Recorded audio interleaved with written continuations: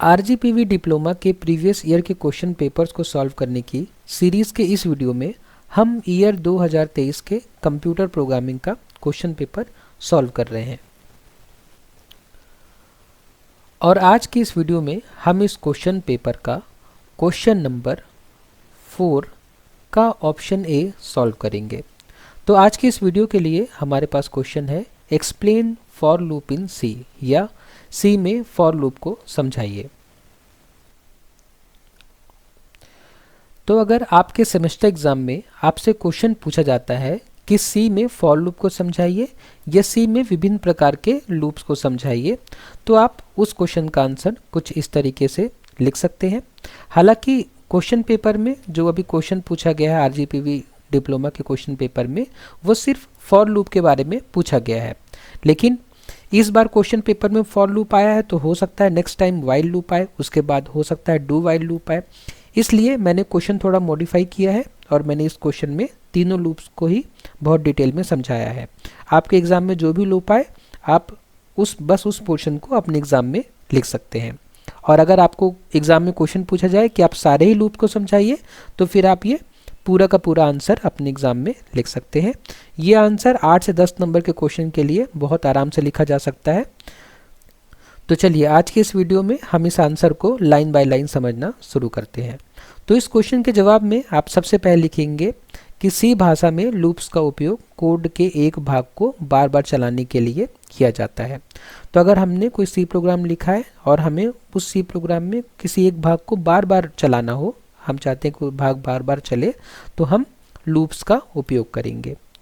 यह प्रोग्रामिंग का एक महत्वपूर्ण हिस्सा है। लूप्स बहुत इंपॉर्टेंट होते हैं प्रोग्रामिंग में, जिससे हम एक ही कार्य को कई बार कर सकते हैं। लूप की मदद से हम एक ही कार्य को बार बार कर सकते हैं।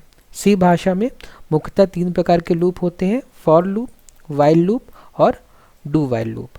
तो चलिए एक एक करके हम तीनों लूप को समझते हैं। तो सबसे पहले है फॉर लूप। जब हमें यह पता हो कि लूप कितनी बार चलेगा, तब इसका उपयोग किया जाता है।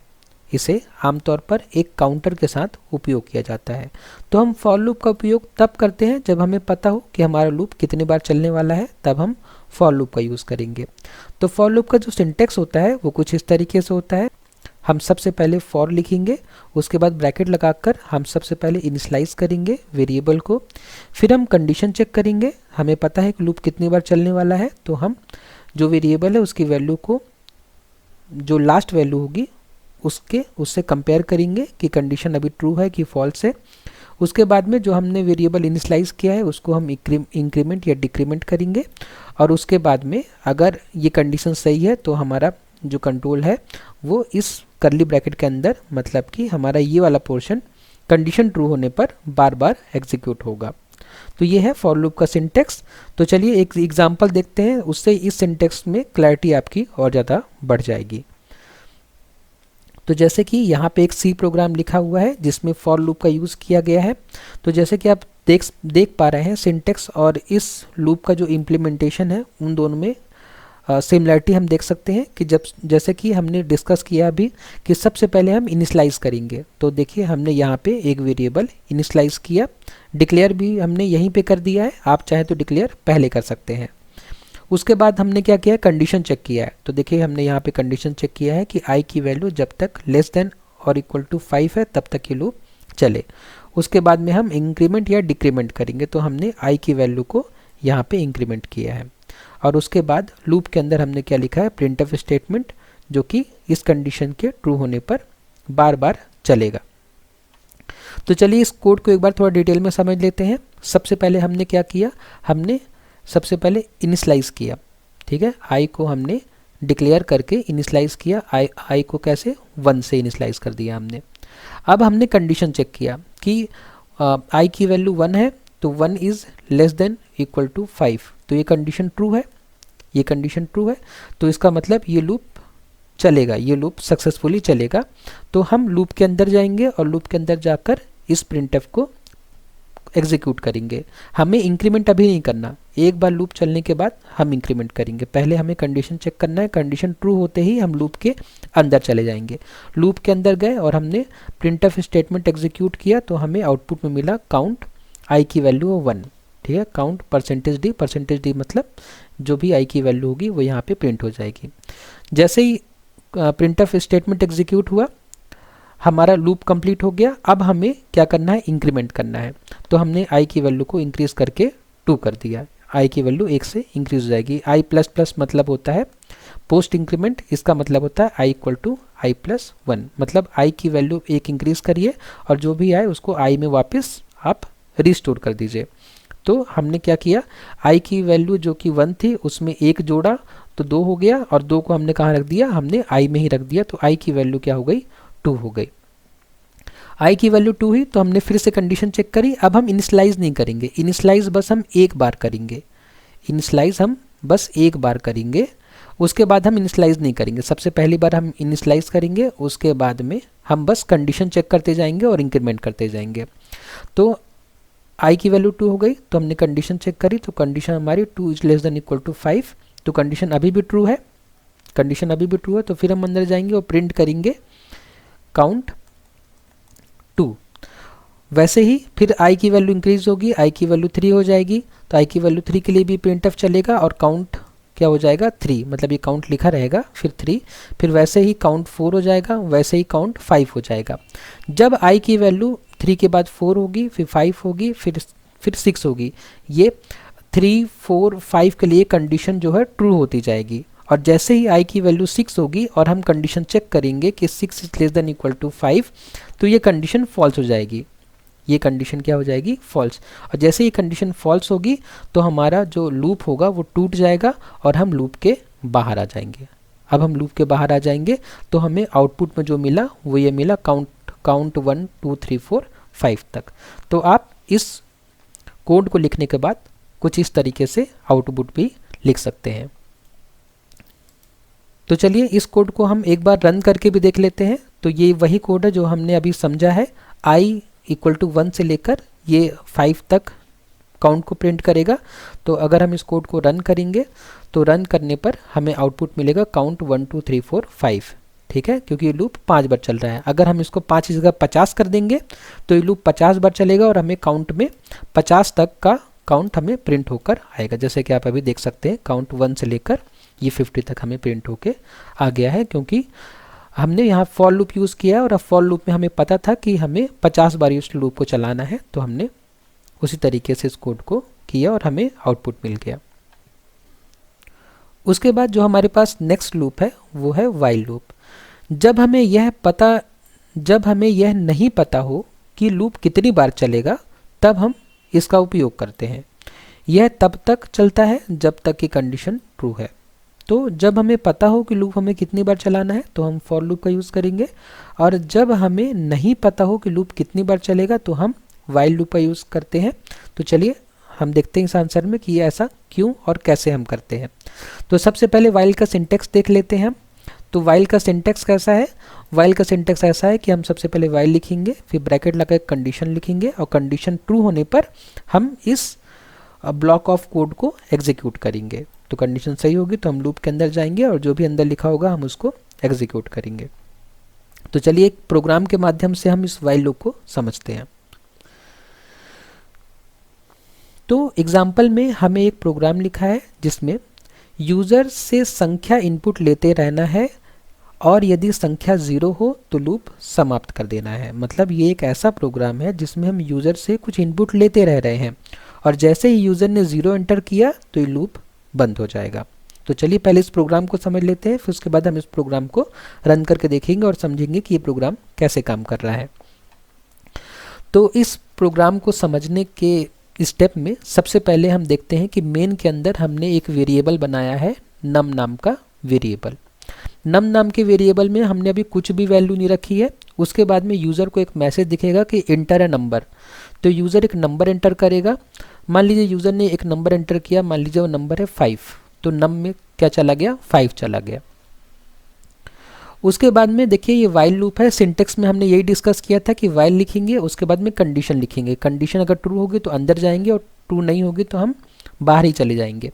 तो यहाँ पे जो कंडीशन है उसको हम चेक करते हैं कि हमने यूज़र ने नम की वैल्यू क्या दी है, यूज़र ने नम की वैल्यू दी है 5, ठीक है।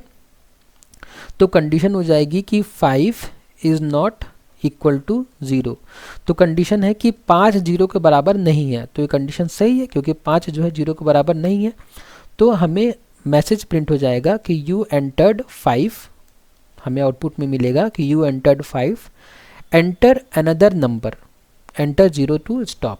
और फिर से हमें स्कैनएफ में एक नंबर मांगा उसने, अगर हमने नंबर दे दिया मान लीजिए 0, इस बार हमने देखिए एक स्कैनएफ में यहाँ पे एक स्कैनएफ था तो हमने इनपुट दिया था 5, अब दोबारा स्कैनएफ आया तो यहाँ हमने इनपुट करा दिया मान लीजिए कि 0, तो नम में अब हमारा क्या हो गया 0 हो गया। तो लूप फिर से चला और फिर से कंडीशन चेक हुई, तो इस बार नम में हमने क्या दिया 0 दिया, तो नम की वैल्यू है इस बार 0 और नॉट इक्वल टू 0। तो ये कंडीशन ट्रू होगी कि फॉल्स होगी, ये कंडीशन फॉल्स होगी क्योंकि हमने लिखा है कि 0 नॉट इक्वल टू 0, कि 0 0 के बराबर नहीं है, तो ये कंडीशन क्या है फॉल्स, क्योंकि 0 तो 0 के बराबर होता है। तो ये कंडीशन क्या है फॉल्स, क्योंकि हमने यहाँ लिखा है कि 0 0 के बराबर नहीं है, तो कंडीशन फॉल्स हो गई। और जैसे ही कंडीशन फॉल्स होगी तो हम लूप के बाहर आ जाएंगे और हमें मैसेज प्रिंट होके आएगा कि loop terminated, program has ended. Okay, तो इस प्रोग्राम में हमने क्या देखा कि यूज़र के इनपुट पे डिपेंड कर रहा है कि ये लूप कितने बार चलेगा। मतलब हमें शुरुआत में नहीं पता कि ये लूप कितने बार चलेगा, वो तो डिपेंड करता है कि यूज़र इस लूप को कब तक चलाना चाहता है। तो अगर इसका एग्ज़ाम में ये प्रोग्राम लिखने के बाद आप कुछ इस तरीके से आउटपुट लिख सकते हैं कि आउटपुट में पहली बार जब एंटर अ नंबर उसने बोला तो हमने 5 एंटर किया, तो हमें मैसेज आएगा कि you entered 5, enter another number. तो हमने 3 एंटर किया तो मैसेज आएगा यू एंटर्ड 3, फिर मैसेज आएगा एंटर अनदर नंबर, तो 0 जब हम एंटर करेंगे तो मैसेज आएगा loop terminated, program has ended. ठीक है, तो चलिए इस प्रोग्राम को एक बार रन करके देख लेते हैं और समझते हैं कि ये प्रोग्राम कैसे काम कर रहा है। तो स्क्रीन पर आप अभी वही प्रोग्राम देख रहे हैं जो हमने अभी डिस्कस किया था। तो चलिए इस प्रोग्राम को एक बार रन करते हैं और समझते हैं कि इसका आउटपुट कैसे आ रहा है। तो सबसे पहले मैंने कोड को रन किया, रन करने के बाद हमें ये मैसेज आ रहा है कि एंटर अ नंबर। तो मान लीजिए मैंने कोई भी नंबर एंटर किया, मैंने कोई नंबर एंटर किया मान लीजिए 10 और हमने एंटर किया। तो एंटर करने के बाद हमें मैसेज आया कि you enter 10, enter another number. अगर मैं कोई और नंबर एंटर करूँगा मान लीजिए 9, तो फिर से ये बताएगा कि you enter 9, enter another number. तो जब तक हम 0 एंटर नहीं करेंगे तब तक ये लूप जो है चलता रहेगा। हम कुछ भी एंटर करेंगे तो ये लूप चलता रहेगा। अगर हमें इस लूप को रोकना है तो हमें किसी और नंबर के अलावा हमें 0 एंटर करना पड़ेगा। जैसे ही हम 0 एंटर करेंगे, जैसे ही हम इनपुट में 0 देंगे तो हमारा ये लूप ब्रेक हो जाएगा और हमें मैसेज मिलेगा loop terminated, program has ended. तो ये प्रोग्राम तभी बंद हुआ जब हमने इस प्रोग्राम में 0 एंटर किया। तो इस तरह के प्रोग्राम में आप वाइल लूप का यूज़ कर सकते हैं। उसके बाद चलिए समझते हैं डू वाइल लूप को। जब हमें यह सुनिश्चित करना हो कि लूप का कोड कम से कम एक बार अवश्य चले, भले ही कंडीशन शुरू में ही फेल हो, तब इसका उपयोग किया जाता है। तो अगर हमें कभी ऐसी रिक्वायरमेंट आई कि हमारा लूप कम से कम एक बार चले भले कंडीशन फेल हो जाए, तब हमें डू वाइल लूप का यूज़ करना चाहिए। तो चलिए पहले डू वाइल लूप का सिंटेक्स समझते हैं, उसके बाद हम एक प्रोग्राम के जरिए समझेंगे कि डू वाइल लूप कैसे काम करता है। तो डू वाइल लूप का सिंटेक्स कुछ इस तरीके से होता है। हम सबसे पहले डू लिखेंगे, उसके बाद में कर्ली ब्रैकेट लगाएंगे और कर्ली ब्रैकेट जहाँ पे एंड होगा हम वहाँ पे कंडीशन लिखेंगे। इसका मतलब क्या होगा कि जब प्रोग्राम एग्जीक्यूट होगा तो ये जो स्टेटमेंट जो हमने लूप के अंदर लिखा है ये कम से कम एक बार तो एग्जीक्यूट होगा ही, उसके बाद में कंडीशन चेक होगी। तो चलिए इसको हम एक कोड से समझते हैं ताकि हमारी क्लैरिटी थोड़ा और बढ़ जाए डू वाइल लूप के बारे में। तो डू वाइल लूप समझने के लिए जो हमारे पास प्रॉब्लम है वो कुछ इस तरीके से है कि यूज़र से पासवर्ड इनपुट लेते रहें। हमें यूज़र से एक पासवर्ड इनपुट लेते रहना है। जब तक सही पासवर्ड नहीं एंटर किया जाता पुनः प्रयास करने के लिए कहें। जब तक सही पासवर्ड यूज़र एंटर नहीं कर रहा है तब तक उसको बार बार पासवर्ड एंटर करने के लिए कहते रहें। तो ये हमारा प्रोग्राम है जो कि हमें समझने में मदद करेगा कि डू वाइल लूप कैसे काम करता है। तो चलिए अब हम इस प्रोग्राम को समझते हैं। तो इस प्रोग्राम में हैज़ इंक्लूड stdio.h और string.h दो हेडर फाइल है जो हमने इंक्लूड की है, क्योंकि हम इसमें स्ट्रिंग का यूज़ करेंगे, क्योंकि पासवर्ड जो यूज़र ने एंटर किया है वो कोई स्ट्रिंग होगा। उसके बाद मेन फंक्शन में हम दो कैरेक्टर एरे बना रहे हैं, पहला पासवर्ड नाम से और दूसरा करेक्ट पासवर्ड नाम से। करेक्ट पासवर्ड नाम से जो हमने कैरेक्टर एरे बनाया है उसको हमने कॉन्स्ट कीवर्ड से कांस्टेंट बना दिया है, मतलब इसको हम अपने प्रोग्राम में चेंज नहीं कर सकते, इस स्ट्रिंग को या इस एरे को हम अपने प्रोग्राम में मॉडिफाई नहीं कर सकते। हम इन दोनों एरे को कंपेयर करेंगे, अगर दोनों का कंपैरिजन में ये मिलता है कि दोनों ही पासवर्ड सेम है तो हमारा पासवर्ड करेक्ट है, अदरवाइज हमारा पासवर्ड इनकरेक्ट है। तो देखिए यहाँ पे हमने डू वाइल लूप का यूज़ किया है, डू वाइल। तो डू वाइल लूप की वजह से क्या होगा कि लूप के अंदर जो हमने स्टेटमेंट्स लिखे हैं वो कम से कम एक बार तो एग्जीक्यूट होंगे ही। तो जब हमारा ये प्रोग्राम एग्जीक्यूट होगा तो हम यहाँ से एग्जीक्यूशन शुरू करेंगे ऊपर से हैज़ इंक्लूड से, और लाइन बाय लाइन हमारा एग्जीक्यूशन होता रहेगा कंपाइलर द्वारा। और जैसे ही हमें ये लूप मिलेगा, डू वाइल लूप मिलेगा, तो यहाँ पे कोई कंडीशन नहीं है इस लूप के अंदर जाने के लिए, तो हमारा प्रोग्राम जो होगा वो डायरेक्टली इस लूप के अंदर चला जाएगा और लूप के अंदर जाते ही हमें ये लाइन एग्जीक्यूट होगी, एंटर द पासवर्ड। तो मान लीजिए कि यूज़र ने पहले पासवर्ड जो है वो गलत एंटर किया, यूज़र ने पासवर्ड जो है गलत एंटर किया, सही पासवर्ड है 1234, मान लीजिए यूज़र ने पासवर्ड जो एंटर किया वो है 123। तो यूज़र ने पासवर्ड एंटर किया 123, अब ये 123 जो होगा इस कैरेक्टर एरे में जाके स्टोर हो जाएगा। तो अब हमारे पास करेक्ट पासवर्ड है 1234 और जो पासवर्ड यूज़र ने एंटर किया है वो है 123। अब एंटर करने के बाद ये स्कैनफ एग्जीक्यूट होने के बाद हम कहाँ जाएंगे, इस इफ़ कंडीशन में। इफ़ कंडीशन में हमने यूज़ किया है strcmp नाम का फंक्शन जो कि string.h में जिसका डिक्लेरेशन है।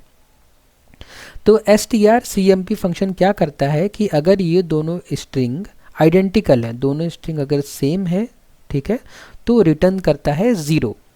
अगर दोनों स्ट्रिंग आइडेंटिकल है तो 0 रिटर्न करता है। अगर दोनों स्ट्रिंग आइडेंटिकल नहीं है तो ये एक नेगेटिव या पॉजिटिव वैल्यू रिटर्न करता है डिपेंडिंग ऑन सम कंडीशंस, वो हम अभी डिस्कस नहीं करेंगे।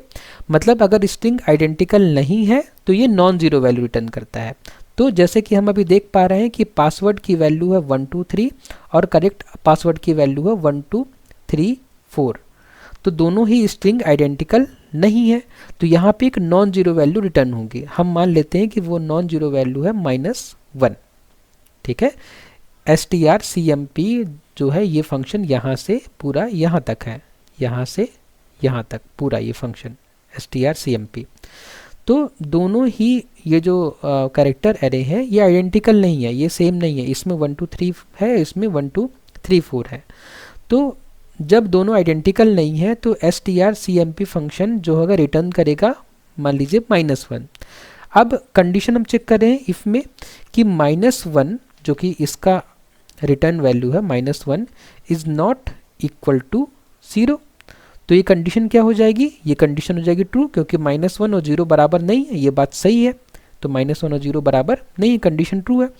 कंडीशन ट्रू है तो हमें ये मैसेज प्रिंट होके आ जाएगा कि इनकरेक्ट पासवर्ड ट्राई अगेन, और सही बात है पासवर्ड हमारा इनकरेक्ट है। तो ये मैसेज हमें प्रिंट होके आ गया कि इनकरेक्ट पासवर्ड ट्राई अगेन। तो हम अब इस लूप के बाहर गए, मतलब इस कंडीशन के बाहर गए और इस वाइल लूप में पहुँचे। अब यहाँ पे फिर ये कंडीशन चेक होगी और strcmp जो होगा ये फिर चेक होगा, और चेक होने के बाद यहाँ पे फिर ये -1 रिटर्न करेगा क्योंकि पासवर्ड और करेक्ट पासवर्ड सेम नहीं है। तो strcmp क्या रिटर्न करेगा, -1 रिटर्न हुआ यहाँ पे। तो -1 नॉट इक्वल टू 0, तो ये कंडीशन क्या हो गई, ये कंडीशन हो गई ट्रू। ये कंडीशन क्या हो गई, ट्रू हो गई, क्योंकि -1 जो है 0 के बराबर नहीं है। कंडीशन ट्रू मतलब लूप चलेगा, लूप चलेगा मतलब कि हम फिर से जाएंगे यहाँ पे डू में, ठीक है। जब भी कंडीशन ट्रू होगी, कंडीशन ट्रू क्यों हो रही है, क्योंकि हमने बोला -1 0 के बराबर नहीं है, तो सही बात है -1 0 के बराबर नहीं है, तो कंडीशन ट्रू गई। कंडीशन ट्रू गई तो डू वाइल फिर से चलेगा, फिर से चलेगा तो फिर से हमसे एंटर पासवर्ड बोलेगा, फिर हम पासवर्ड एंटर करेंगे। अगर हमने इस बार सही पासवर्ड एंटर कर दिया, मान लीजिए हमने इस बार 1234 सही पासवर्ड हमने एंटर कर दिया, तो अब हमारा इस पासवर्ड नाम के कैरेक्टर एरे में सही पासवर्ड है 1234 और इसमें भी सही पासवर्ड है, ठीक है। करेक्ट पासवर्ड में तो सही पासवर्ड हो गई। तो दोनों वैल्यू मैच हो जाएगी। मैच होने से क्या होगा, ये strcmp फंक्शन 0 रिटर्न करेगा। तो 0 not equal to 0 condition false, क्योंकि यहाँ पे हमने क्या चेक किया, इसकी रिटर्न वैल्यू हुई 0, 0 not equal to 0, 0 not equal to 0 condition जो हो गई फॉल्स हो गई। फॉल्स हो गई मतलब इफ़ के अंदर नहीं जाएंगे, इफ़ के अंदर नहीं जाएंगे मतलब ये स्टेटमेंट प्रिंट नहीं होगा। ये स्टेटमेंट प्रिंट नहीं होगा मतलब हम यहाँ पे आएंगे, बाहर आएंगे, फिर वाइल में चेक करेंगे। वाइल में चेक करेंगे तो फिर से ये जो फंक्शन होगा strcmp 0 रिटर्न करेगा, 0 नॉट इक्वल टू 0। ये कंडीशन फिर से हो गई फॉल्स। जैसे ही कंडीशन फॉल्स हुई तो ये लूप जो होगा ब्रेक हो जाएगा और हमारा कंट्रोल नीचे आएगा और हमें प्रिंटफ हो जाएगा एक्सेस ग्रांटेड वेलकम। ओके, तो इस तरीके से जब हमने शुरुआत में गलत पासवर्ड डाला तो हम लूप में रह रहे थे और जैसे हमारा पासवर्ड सही हुआ तो हमें एक्सेस ग्रांट हो गया। मतलब जो भी हम ओपन कर रहे थे, जिसका भी पासवर्ड था, वो पासवर्ड हमने सही डाल दिया तो हमारा प्रोग्राम यहाँ से टूट गया और हमें जो भी एक्सेस चाहिए थी वो हमें एक्सेस मिल गई। ठीक है, तो इस तरीके से हम आउटपुट लिख सकते हैं। जब हमने सही पासवर्ड डाला पहली बार में तो हमें पहले ही एक्सेस ग्रांटेड मिल गया तुरंत, और जब हमने गलत पासवर्ड डाला तो हमें मैसेज आया इनकरेक्ट पासवर्ड, ट्राई अगेन। और जब हमने फिर सही पासवर्ड डाल दिया तो हमें एक्सेस ग्रांटेड का मैसेज मिल गया। तो चलिए अब इस प्रोग्राम को एक बार रन करके देखते हैं और समझते हैं कि ये प्रोग्राम रन करने में कैसा दिखता है। तो आप अभी जो स्क्रीन में प्रोग्राम देख रहे हैं ये वही प्रोग्राम है जो हमने अभी डिस्कस किया। चलिए इस प्रोग्राम को एक बार रन करते हैं और समझते हैं कि ये कैसे रन करता है। तो हमने इसको रन किया तो देखिए हमें मैसेज आया कि एंटर द पासवर्ड। तो पहले हम गलत पासवर्ड एंटर करते हैं 1 2 3। तो जैसे ही हमने पासवर्ड में 1 2 3 एंटर किया, 1 2 3 एंटर करने के बाद क्या होगा कि हमारे इस पासवर्ड कैरेक्टर अरे में 1 2 3 जाएगा और हमारा करेक्ट पासवर्ड है 1 2 3 4। तो ये कंडीशन क्या हो जाएगी, ये strcmp हमें क्या रिटर्न करेगा, -1 रिटर्न करेगा। जब हमें strcmp -1 रिटर्न करेगा तो ये कंडीशन क्या हो जाएगी, सही हो जाएगी और हमें मैसेज आ जाएगा इनकरेक्ट पासवर्ड। ठीक है, और फिर हमें दोबारा जो है ये लूप चल जाएगा और हमें फिर से पासवर्ड एंटर करने के लिए बोलेगा। तो मैं इसको रन करता हूँ तो देखिए हमें मैसेज आ गया इनकरेक्ट पासवर्ड इसकी वजह से, और ट्राई अगेन ये प्रिंट होके आ गया। फिर से हमें पासवर्ड मांगा है, अगर मैं फिर से गलत करूँगा, ठीक है, तो फिर से ये लूप चल जाएगा क्योंकि ये कंडीशन क्या हो जाएगी, ट्रू हो जाएगी इधर वाली। तो फिर से, लेकिन जैसे ही मैं करेक्ट पासवर्ड एंटर कर दूंगा, करेक्ट पासवर्ड एंटर करने में ये लूप जो है ब्रेक हो जाएगा और ब्रेक होने के बाद हमें मैसेज मिल जाएगा एक्सेस ग्रांटेड वेलकम। तो इस तरीके से हम डू वाइल लूप का यूज़ कर सकते हैं। इस डू वाइल लूप में क्या है कि ये प्रोग्राम हमारा, ये जो लूप के अंदर जो हमने स्टेटमेंट्स लिखे हैं ये कम से कम एक बार एग्जीक्यूट होंगे, चाहे कंडीशन सही हो या गलत, क्योंकि कंडीशन तो बाद में चेक हो रही है, हम पहले ही लूप के अंदर के कंटेंट को एग्जीक्यूट कर ले रहे हैं। तीनों लूप को समझाने के बाद अगर आप चाहें तो ऐसे एक टेबल बना सकते हैं और टेबल में आप फॉर वाइल और डू वाइल लूप के बारे में ये सारी चीज़ें आप लिख सकते हैं। इस वाले कॉलम में हमने क्या लिखा है, कंडीशन चेकिंग का समय, मतलब हम कंडीशन कब चेक करते हैं, इसमें शुरुआत में, इसमें प्रत्येक इटरेशन से पहले और इसमें प्रत्येक इटरेशन के बाद। और उपयोग हम कब कर सकते हैं, उपयोग हम जब लूप की संख्या हमें पहले से ज्ञात हो, जब लूप की संख्या ज्ञात ना हो और जब कम से कम एक बार हमें कोड चलाना हो। तो इस तरीके से आप इस टेबल को बना के भी अपने आंसर को और अच्छा एग्ज़ाम में लिख सकते हैं। तो आई होप कि आपको ये आज का एक्सप्लेनेशन समझ में आया होगा। अगर आपको कोई डाउट है इस क्वेश्चन से रिलेटेड तो प्लीज़ मुझे कमेंट बॉक्स में बताइए। नेक्स्ट वीडियो में जब हम मिलेंगे तो हम इस क्वेश्चन पेपर का नेक्स्ट क्वेश्चन सॉल्व करेंगे। वीडियो को लास्ट तक देखने के लिए धन्यवाद।